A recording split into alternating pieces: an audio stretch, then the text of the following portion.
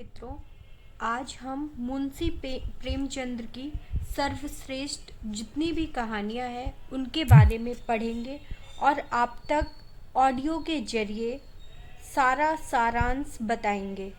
आपको ऑडियो के जरिए सारी चीज़ें पता चल जाएंगी, आपको बुक उठाने की ज़रूरत नहीं होगी।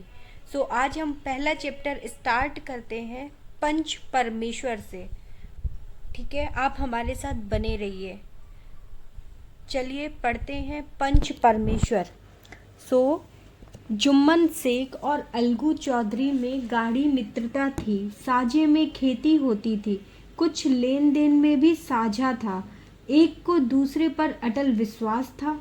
जुम्मन जब हमले करने गए तब अपना घर अलगू को सौंप गए थे और अलगू जब कभी बाहर आते तो जुम्मन पर अपना घर छोड़ देते थे।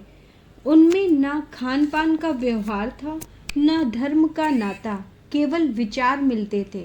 मित्रता का मूल मंत्र भी यही है। इस मित्रता का जन्म उसी समय हुआ जब दोनों मित्र बालक ही थे और जुम्मन के पूज्य पिता जुमराती उन्हें शिक्षा प्रदान करते थे। अलगू ने गुरुजी की बहुत सेवा की थी, खूब रकाबियाँ माफ जी, खूब प्याले धोए।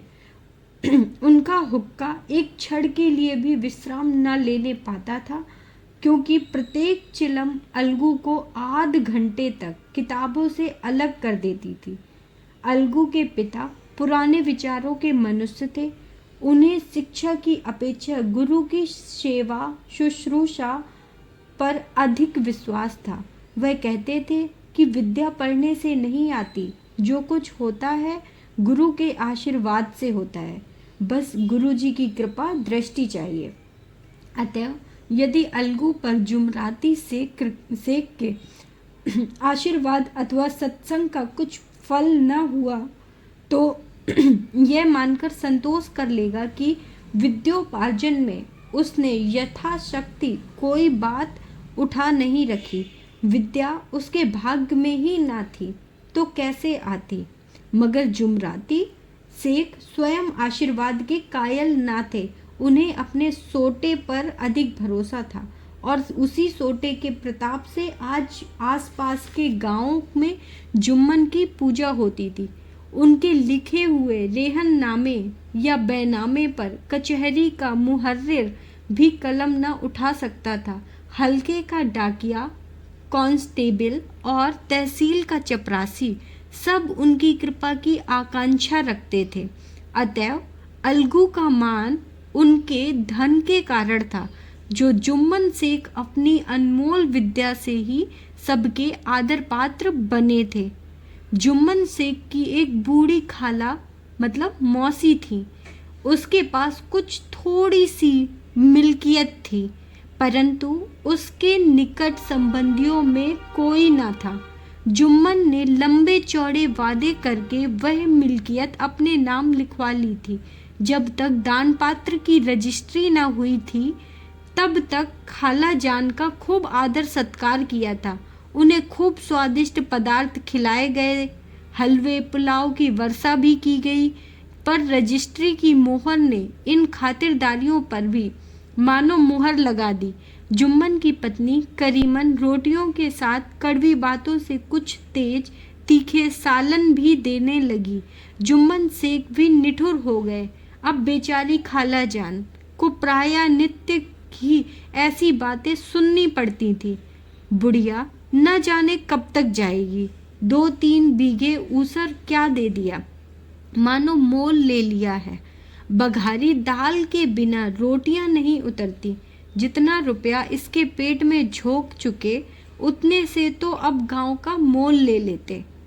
कुछ दिन खालाजान ने सुना और कहा, पर जब न सहा गया तब जुम्मन से शिकायत की। जुम्मन ने स्थानीय कर्मचारी गृह स्वामी के प्रबंध में दखल देना उचित न समझा। कुछ दिन तक और यूं ही रोध होकर काम चलता रहा। अंत में एक दिन खाला ने जुम्मन से कहा, बेटा तुम्हारे साथ मेरा निर्वाह न होगा, तुम मुझे रुपए दे दिया करो, मैं अपना पका खा लूँगी। जुम्मन ने धृष्टता के साथ उत्तर दिया, रुपए क्या यहाँ फलते हैं? खाला ने नम्रता से कहा, मुझे कुछ रूखा सूखा चाहिए भी कि नहीं? जुम्मन ने गंभीर स्वर में जवाब दिया, तो कोई ये थोड़े की समझा था कि तुम मौत से लड़कर आई हो। खाला बिगड़ गई। उन्होंने पंचायत करने की धमकी दी। जुम्मन हंसे। जिस तरह कोई शिकारी हिरन को जाल की तरफ जाते देखकर मन ही मन हंसता है, वह बोले, हाँ जरूर पंचायत करो, फैसला हो जाए। मुझे भी यह रात दिन की खटखट पसंद नहीं। पंचायत में किसकी जीत होगी, इस विषय में जुम्मन को कुछ भी संदेह न था। आसपास के गांवों में ऐसा कौन था जो उसके अनुग्रहों का ऋणी न हो? ऐसा कौन था जो उसको शत्रु बनाने का साहस कर सके? किसमें इतना बल था जो उसका सामना कर सके? आसमान के फरिश्ते तो पंचायत करने आवेंगे नहीं। इसके बाद कई दिन तक बूढ़ी खाला हाल में एक लकड़ी के लिए आसपास के गांव में दौड़ती रही। कमर झुककर कमान हो गई थी। एक एक पग चलना दूभर था, मगर बात आ पड़ी थी। उसका निर्णय करना जरूरी था। बिरला ही कोई भला आदमी होगा जिसके सामने बुढ़िया ने दुख के आंसू न बहाए हों। किसी ने तो यूं ही ऊपर मन से हूँ हाँ करके टाल दिया और किसी ने इस अन्याय पर जमाने को गालियां दी। कहा, कब्र में पांव लटके हुए हैं। आज मेरे कल दूसरा दिन है। आज मरे कल दूसरा दिन। पर हवस नहीं मानती। अब तुम्हें क्या चाहिए? रोटी खाओ और अल्लाह का नाम लो। तुम्हें अब खेती बाड़ी से क्या काम है? कुछ ऐसे सज्जन भी थे जिन्हें हास्य रस के रसास्वादन का अच्छा अवसर मिला। झुकी हुई कमर, पोपला मुंह, सनके से बाल, इतनी सामग्री एकत्र हो तब हंसी क्यों ना आवे। ऐसे न्यायप्रिय, दयालु, दीन वत्सल पुरुष बहुत कम थे जिन्होंने उस अबला के दुखड़े को गौर से सुना हो और उसको सांत्वना दी हो। चारों ओर से धूमधाम कर बेचारी जलगू चौधरी के पास आई, लाठी पटक दी और दम लेकर बोली, बेटा तुम भी दम भर के लिए मेरी पंचायत में चले आना। अलगू, मुझे बुलाकर क्या करोगी? कई गांव के आदमी तो आवेंगे ही। खाला, अपनी विपत तो सबके आगे रो आई। अब आने ना आने का अख्तियार उनको है। अलगू, यूं आने का आ जाऊंगा मगर पंचायत में मुंह ना खोलूंगा। खाला, क्यों बेटा? अलगू, अब इसका क्या जवाब दूं? अपनी खुशी, जुम्मन मेरा पुराना मित्र है, उससे बिगाड़ नहीं सकता। खाला, बेटा क्या बिगाड़ के डर से कोई से ईमान की बात ना कहोगे? हमारे सोए हुए धर्म ज्ञान की सारी संपत्ति लुट जाए तो उसे खबर नहीं होती, परंतु ललकार सुनकर वह सचेत हो जाता है, फिर उसे कोई जीत नहीं सकता। अलगू इस सवाल का कोई उत्तर न दे सका, पर उसके हृदय में ये शब्द गूंज रहे थे, क्या बिगाड़ के डर से ईमान की बात ना कहोगे? संध्या समय एक पेड़ के नीचे पंचायत बैठी। शेख जुम्मन ने पहले से ही फर्श बिछा रखा था। उन्होंने पान, इलायची, हुक्के, तंबाकू आदि का प्रबंध भी किया था। हाँ, वह समय अलबत्ता अलगू चौधरी के साथ जरा दूर पर बैठे हुए थे। जब पंचायत में कोई आ जाता था तब दबे हुए सलाम से उसका स्वागत करते थे। जब सूर्य अस्त हो गया था तो चिड़ियों की कलवर युक्त पंचायत पेड़ों पर बैठी। तब यहाँ भी पंचायत शुरू हुई। फर्श की एक एक अंगुल जमीन भर गई, पर अधिकांश दर्शक ही थे। निमंत्रित महाशयों में से केवल वे ही लोग पधारे थे जिन्हें जुम्मन से अपनी कुछ कसर निकालना थी। निकालनी थी। एक कोने में आग सुलग रही थी। नाई ताबड़तोड़ चिल्लम भर रहा था। यह निर्णय करना असंभव था कि सुलगते हुए उपलों से अधिक धुआं निकलता था या चिल्लम के दमों से। लड़के इधर उधर दौड़ रहे थे। कोई आपस में गाली गलौज करते और कोई रोते थे। चारों तरफ कोलाहल मचा रहा था। गांव के कुत्ते इस जमाव को भूत समझकर झुंड के झुंड जमा हो गए थे। पंच लोग बैठ गए तो बूढ़ी खाला ने उनसे विनती की, पंचों, आज 3 साल हुए मैंने अपनी सारी जायदाद अपने भांजे जुम्मन के नाम लिख दी थी। इसे आप लोग जानते ही होंगे। जुम्मन ने मुझे ताहयात रोटी कपड़ा देना कबूल किया। साल भर तो मैंने इसके साथ रो धोकर काटा, पर अब रात दिन का रोना नहीं सहा जाता। मुझे न पेट की रोटी मिलती है न तन का कपड़ा। बेकस बेवा हूँ, कचहरी दरबार नहीं कर सकती। तुम्हारे सिवा और किसको अपना दुख सुनाऊं? तुम लोग जो राह निकाल दो उसी राह पर चलूं। अब मुझसे कोई ऐब देखो तो मेरे मुंह पर थप्पड़ मारो। जुम्मन में बुराई देखो तो उसे समझाओ क्यों एक बेबस की आह लेता है। मैं पंचों का हुक्म सिर माथे पर चढ़ाऊंगी। रामधन मिश्र, जिनके कई असामियों को जुम्मन ने अपने गांव में बसा लिया था, बोले, जुम्मन मियाँ, किसे पंच बदते हो? अभी से इसका निपटारा कर लो, फिर जो कुछ पंच कहेंगे वही मानना पड़ेगा।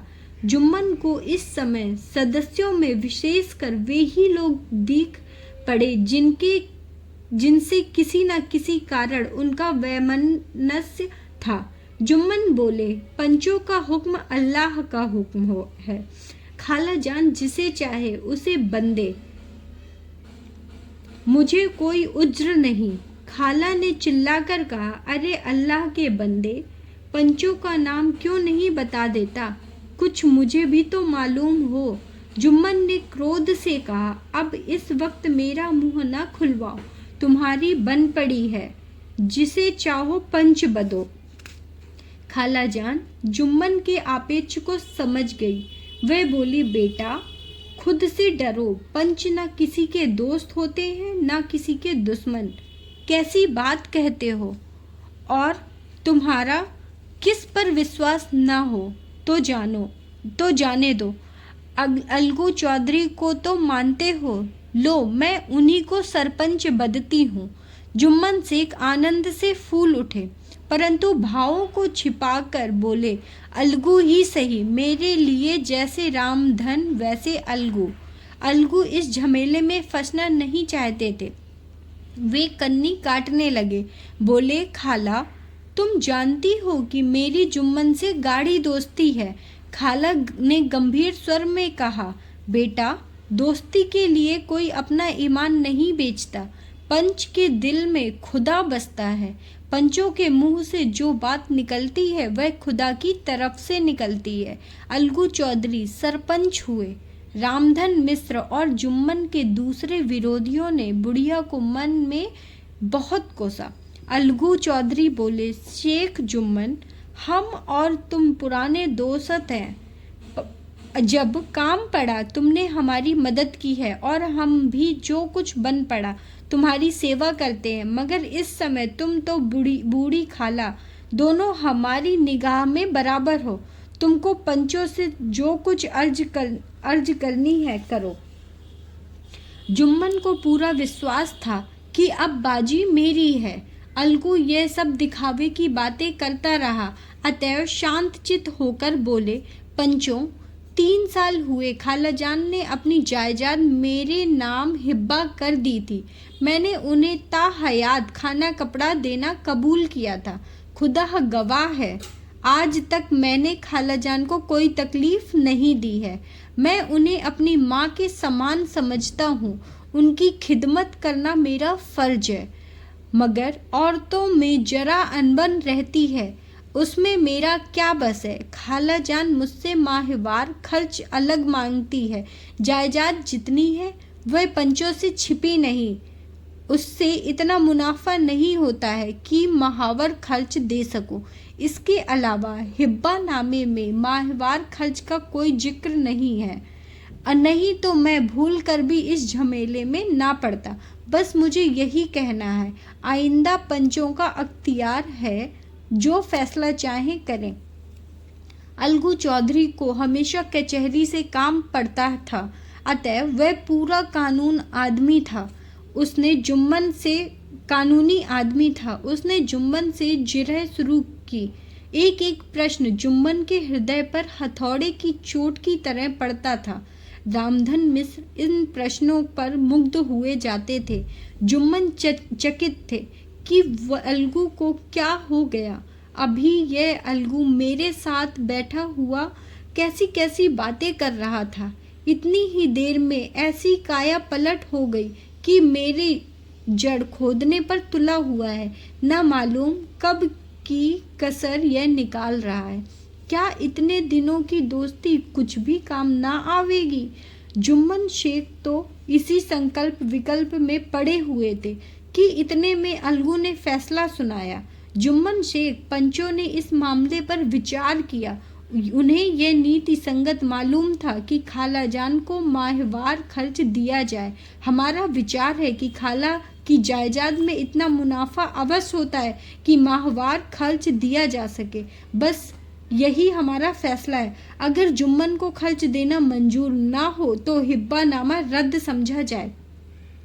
यह फैसला सुनते ही जुम्मन सन्नाटे में आ गया। जो अपना मित्र हो वह शत्रु का व्यवहार करे और गले पर छुरी फेरे। इसे समय के हेरफेर के सिवा और क्या कहूँ। जिस पर पूरा भरोसा था उसने समय पड़ने पर धोखा दिया। ऐसे ही अवसरों पर झूठे सच्चे मित्रों की परीक्षा की जाती है। यही कलयुग की दोस्ती है। अगर लोग इसे कपटी धोखेबाज न होते तो देश में आपत्तियों का प्रकोप क्यों होता। यह हैजा, प्लेग आदि व्याधियां दुष्कर्मों के ही दंड है। मगर रामधन मिश्र और अन्य पंच अलगू चौधरी की इस नीति परायणता की प्रशंसा जी खोलकर कर रहे थे। वे कहते थे, इसका नाम पंचायत है, दूध का दूध और पानी का पानी कर दिया। दोस्ती दोस्ती की जगह है, किंतु धर्म का पालन करना मुख्य है। ऐसे ही सत्यवादियों के बल पर पृथ्वी ठहरी है, नहीं तो वह कब की रसातल को चली जाती। इस फैसले से अलगू और जुम्मन की दोस्ती की जड़ हिला दी। अब वे साथ साथ बातें करते नहीं दिखाई देते। इतना पुराना मित्रता रूपी वृक्ष सत्य का एक झोंका भी न सह सका। सचमुच वह बालू की ही जमीन पर खड़ा था। उनमें अब शिष्टाचार का अधिक व्यवहार होने लगा। एक दूसरे की आवभगत ज्यादा करने लगा। वे मिलते जुलते थे, मगर उसी तरह जैसे तलवार से ढाल मिलती है। जुम्मन के चित्र में मित्र की कुटिलता आठों पहर खटका करती थी। उसे हर घड़ी यही चिंता रहती थी कि किसी तरह बदला लेने का अवसर मिले। अच्छे कर्मों की सिद्धि में बड़ी देर लगती है, पर बुरे कामों की सिद्धि में यह बात नहीं होती। जुम्मन को भी बदला लेने का अवसर जल्द ही मिल गया। पिछले साल अलगू चौधरी बटे सर से बैलों की एक बहुत अच्छी गोई मोल लाए थे। बैल पछाही जाति के सुंदर बड़े बड़े सींगों वाले थे। महीनों तक आसपास के गांव के लोग दर्शन करते रहे। देवयोग से जुम्मन की पंचायत के 1 महीने बाद इस जोड़ी का एक बैल मर गया। जुम्मन ने दोस्तों से कहा, यह दगाबाजी की सजा है। इंसान सब्र भले ही कर जाए, परंतु खुदा नेक बद सब देखता है। अलगू को संदेह हुआ कि जुम्मन ने बैल को विष दिला दिया। चौधराइन ने भी जुम्मन पर ही इस दुर्घटना का दोषारोपण किया। उसने कहा, जुम्मन ने कुछ करा दिया है। चौधराइन और करीमन में इस विषय पर एक ही खूब ही वाद विवाद हुआ। दोनों देवियों ने शब्द बाहुबल की नदी बहा दी। व्यंग वक्रोक्ति उक्ति, अन्योक्ति और उपमा आदि अलंकारों में बातें हुई। जुम्मन ने किसी तरह शांति स्थापित की। उन्होंने अपनी पत्नी को डांट डपक कर समझा दिया। वह उसे उस रणभूमि से हटा भी ले गए। उधर अलगू चौधरी ने समझाने बुझाने का काम अपने तर्कपूर्ण सोंटे से लिया। अब अकेला बैल किस काम का? उसका जोड़ बहुत ढूंढा गया पर न मिला। निदान यह सलाह ठहरी कि इसे बेच डालना चाहिए। गांव में एक समझू साहू थे। वह इक्का गाड़ी हाँकते थे। गांव के गुड़ घी लाद कर मंडी ले जाते। मंडी से तेल नमक भर लाते और गांव में बेचते। इस बैल पर उनका मन लहराया। उन्होंने सोचा, यह बैल हाथ लगे तो दिन भर के बेखटके 3 खेप हो। आजकल तो एक ही खेप में लाले पड़े रहते हैं। बैल देखा, गाड़ी में दौड़ाया, बाल भौरी की पहचान कराई, मोल तोल किया और उसे लाकर द्वार पर बांध ही दिया। 1 महीने में दाम चुकाने का वादा ठहरा। चौधरी को भी गरज थी ही, घाटे की परवाह न की। समझू साहू ने नया बैल पाया तो लगे उसे रगेदने। वे दिन में 3-3 4-4 खेपे करने लगे।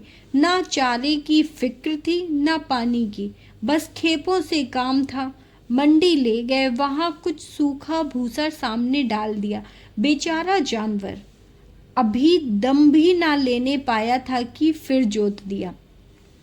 अलगू चौधरी के घर था तो चैन की बंसी बजती थी। बैलराम छठे छमाहे कभी बहली में जोते जाते थे। खूब उछलते कूदते और कोसों तक दौड़ते चले जाते थे। वहाँ बैलराम का रातिब था। साफ पानी, दही, दली हुई अरहर की दाल और भूसे के साथ खली, और यही नहीं, कभी कभी घी का स्वाद भी चखने को मिल जाता था। शाम सवेरे एक आदमी खरहरे करता, पोंछता और सहलाता था। कहाँ वह सुख चैन, कहाँ अब 8 पहर की खपत। महीने भर में ही वह पिस्सा गया। इक्के का जुआ देखते ही उसका लहू सूख जाता था। एक एक पग चलना दूभर था। हड्डियां निकल आई थी, पर था वह पानीदार, मार की बर्दाश्त न थी। एक दिन चौथे खेप में साहू जी ने दूना बोझा लादा। दिन भर थका जानवर, पैर न उठते थे, पर साहू जी कोड़े फटकारने लगे। बस फिर क्या, बैल कलेजा तोड़कर चला। कुछ दूर चौड़ा और चाहा कि जरा दम ले लूं, पर साहू जी को जल्दी पहुंचने की फिक्र थी। अतः उन्होंने कई कोड़े बड़ी निर्दयता से फटकारे। बैल ने एक बार फिर जोर लगाया, पर अब की बार शक्ति ने जवाब दे दिया। वह धरती पर गिर पड़ा और ऐसा गिरा कि फिर ना उठा। साहू जी ने बहुत पीटा, टांग पकड़कर खींचा, नथनों में लकड़ी ठूस दी, पर कहीं मृतक भी उठ सकता है। तब साहू जी को कुछ शक हुआ। उन्होंने बैल को गौर से देखा, खोल कर अलग किया और सोचने लगे कि गाड़ी कैसे घर पहुंचे। बहुत चीखे चल रहा है, पर देहात का रास्ता बच्चों की आँख की तरह सांझ होते ही बंद हो जाता है। कोई नजर ना आया। आसपास कोई गांव भी नहीं था। मारे क्रोध के उन्होंने मरे हुए बैल पर और दुर्रे लगाए और कोसने लगे। अभागे, तुझे मरना ही था तो घर पहुंचकर मरता। ससुरा बीच रास्ते में ही मर रहा, अब गाड़ी कौन खींचे। इस तरह साहू जी खूब जले भुने। कई बोरे गुड़ और कई पीपे घी उन्होंने बेचे थे। 200-250 रुपए कमर में बंधे थे। इसके सिवा गाड़ी पर कई बोरे नमक के थे, अतएव छोड़ कर जा भी न सकते थे। लाचार बेचारे गाड़ी पर ही लेट गए। वहीं रत जगह करने की ठान ली। चिलम पी गया, फिर हुक्का पिया। इस तरह साहू जी आधी रात तक नींद को बहलाते रहे। अपनी जान में तो वे जागते ही रहे, पर पाँव फटके ही जो नींद टूटी और कमर पर हाथ रखा तो थैली गायब। घबराकर इधर उधर देखा तो कई कनस्तर तेल भी नदारत। अफसोस में बेचारे ने सिर पीट लिया और पछाड़ खाने लगा। प्रातःकाल रोते बिलखते घर पहुंचे। सहुआइन ने जब यह बुरी सुनावनी सुनी तब पहले तो रोई, फिर अलगू चौधरी को गालियां देने लगी। निगोड़े ने ऐसा कुलच्छिन बैल दिया कि जन्म भर की कमाई लुट गई। इस घटना को हुए कई महीने बीत गए। अलगू ने जब अपने बैल के दाम मांगते तब साहू और सवाइन दोनों ही झल्लाए हुए कुत्ते की तरह चढ़ बैठते और अंड बंड बकने लगते। वाह, यहाँ तो सारे जन्म की कमाई भी लुट गई, सत्यानाश हो गया। इन्हें दामों की पड़ी है। मुर्दा बैल दिया था, उस पर दाम मांगने चले हैं। आंखों में धूल झोंक दी। सत्यानाशी बैल गले बांध दिया। हमें निरा पोंगा ही समझ लिया है। हम भी बनिए के बच्चे हैं। ऐसे बुद्धू कहीं और होंगे। पहले जाकर किसी गड्ढे में मुंह धो आओ, तब दाम लेना। ना जी मानता हो तो हमारा बैल खोल ले जाओ। महीना भर के बदले 2 महीने जोत लो, और क्या लोगे। चौधरी के अब अशुभ चिंतकों की कमी न थी। ऐसे अवसरों पर वे भी एकत्र हो जाते और साहू जी के बर्राने की पुष्टि करते, परंतु 150 रुपए से इस तरह हाथ धो लेना आसान न था। एक बार वह भी गर्म पड़े। साहू जी बिगड़कर लाठी ढूंढने घर में चले गए। अब सहुआइन ने मैदान लिया। प्रश्नोत्तर होते होते हाथापाई की नौबत आ गई। सहुआइन ने घर में घुसकर किवाड़ बंद कर लिए। शोरगुल सुनकर गांव के भले मानस जमा हो गए। उन्होंने दोनों को समझाया, साहू जी को दिलासा देकर घर से निकाला। वह परामर्श देने के लिए कि इस तरह से काम ना चलेगा। पंचायत कर लो, जो कुछ तय हो उसे स्वीकार कर लो। साहू जी राजी हो गए। अलगू ने भी हामी भर ली। पंचायत की तैयारियां होने लगी। दोनों पक्षों ने अपने अपने दल बनाने शुरू किए। इसके बाद तीसरे दिन उसी वृक्ष के नीचे पंचायत बैठी। वही संध्या का समय था। खेतों में कौन पंचायत कर रहे थे। विवादग्रस्त विषय था यह कि मटर की फलियों पर उनका कोई स्वत्व है या नहीं, और जब तक यह प्रश्न हल न हो जाए तब तक वे रखवाले की पुकार अपनी अप्रसन्नता प्रकट करना आवश्यक समझते थे। पेड़ की डालियों पर बैठी सुख मंडली में यह प्रश्न छिड़ा हुआ था कि मनुष्यों को उन्हें बैमुरौवत कहने का क्या अधिकार है, जब उन्हें स्वयं अपने मित्रों से दगा करने में भी कोई संकोच नहीं होता। पंचायत बैठ गई तो रामधन मिश्र ने कहा, अब देरी क्या है, पंचों का चुनाव हो जाना चाहिए। बोलो चौधरी, किस किस को पंच बदते हो। अलगू ने दीन भाव से कहा, समझू साहू ही चुन ले। समझू खड़े हुए और कड़क कर बोले, मेरी ओर से जुम्मन शेख। जुम्मन का नाम सुनते ही अलगू चौधरी का कलेजा धक धक करने लगा, माने किसी ने अचानक थप्पड़ मार दिया हो। रामधन अलगू के मित्र थे। वह बात को ताड़ गए। पूछा, क्यों चौधरी, तुम्हें कोई उज्र तो नहीं। चौधरी ने निराश होकर कहा, नहीं, मुझे क्या उज्र होगा। अपने उत्तरदायित्व का ज्ञान बहुधा हमारे संकुचित व्यवहारों का सुधारक होता है। जब हम राह भूलकर भटकने लगते हैं तब यही ज्ञान हमारा विश्वसनीय पथ प्रदर्शक बन जाता है। पत्र संपादक अपनी शांति कुटी में बैठा हुआ कितनी धृष्टता और स्वतंत्रता के साथ अपनी प्रबल लेखनी से मंत्रिमंडल पर आक्रमण करता है, परंतु ऐसे अवसर आते हैं जब वह स्वयं मंत्रिमंडल में सम्मिलित होता है। मंडल के भवन में पग धरते ही उसकी लेखनी कितनी मर्मज्ञ, कितनी विचारशील, कितनी न्यायपरायण हो जाती है। इतना इसका कारण उत्तरदायित्व का ज्ञान है। नवयुवक युवावस्था में कितना उद्दंड रहता है। माता पिता उसकी ओर से कितने चिंतित रहते हैं। वे उसे कुल कलंक समझते हैं, परंतु थोड़े ही समय में परिवार का बोझ सिर पर पड़ते ही वह अव्यवस्थित चित्र उन्मत्त युवक कितना धैर्यशील और कैसा शांत चित्त हो जाता है। यह भी उत्तरदायित्व के ज्ञान का फल है। जुम्मन शेख के मन में भी सरपंच का उच्च स्थान ग्रहण करते ही अपनी जिम्मेदारी का भाव पैदा हुआ। उसने सोचा, मैं इस वक्त न्याय और धर्म के सर्वोच्च आसन पर बैठा हूँ।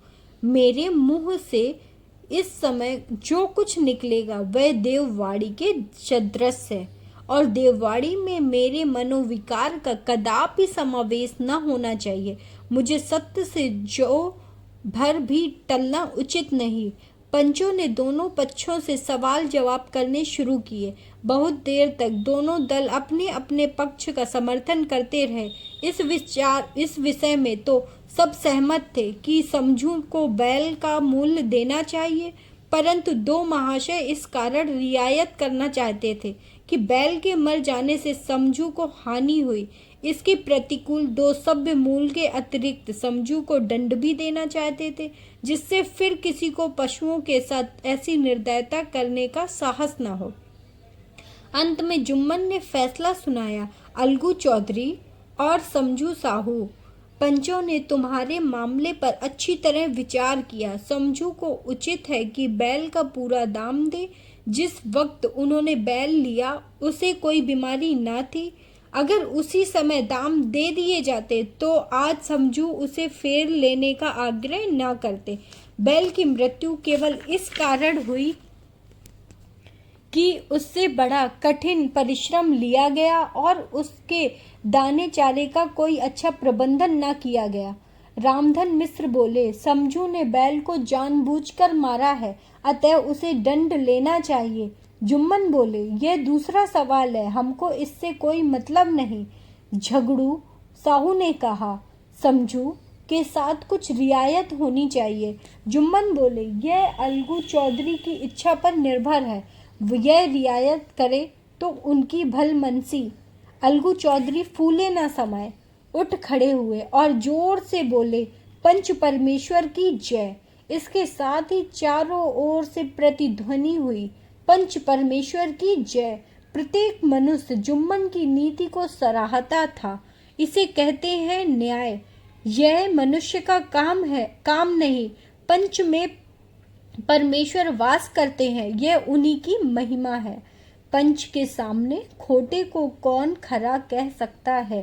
थोड़ी देर बाद जुम्मन अलगू के पास आए और उन्हें गले लिपट कर बोले, भैया, जब से तुमने मेरी पंचायत की तब से मैं तुम्हारा प्राण घातक शत्रु बन गया था, पर आज मुझे ज्ञात हुआ कि पंच के पद पर बैठकर न कोई किसी का दोस्त होता है न दुश्मन। न्याय के सिवा उसे और कुछ नहीं सूझता। आज मुझे विश्वास हो गया है कि पंच की जबान में से खुदा बोलता है। अलगू रोने लगे। इस पानी से दोनों के दिलों का मैल धुल गया। मित्रता की मुरझाई हुई लता फिर हरी हो गई। Thank you. अब आते हैं नेक्स्ट पोइम में। सो प्लीज़ आप लोग बने रहें और मेरी अगली पोइम सुने अगले वीडियो में।